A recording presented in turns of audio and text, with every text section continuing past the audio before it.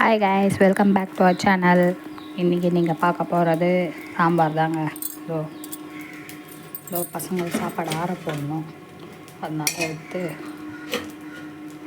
ஆற போட போகிறோம். என்னென்னா சாம்பார், ரைஸ், சாம்பார், அப்புறம் கோவக்காய் பொரியல், முருங்கைக்காய் சாம்பார், பொட்டேட்டோ சிப்ஸுங்க. சரிங்களா?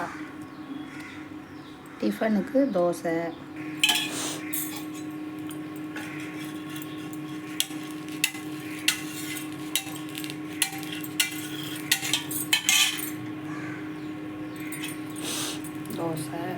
தோசைக்கு தொட்டுக்கையும் சாம்பார் தாங்க. தேங்க்யூ.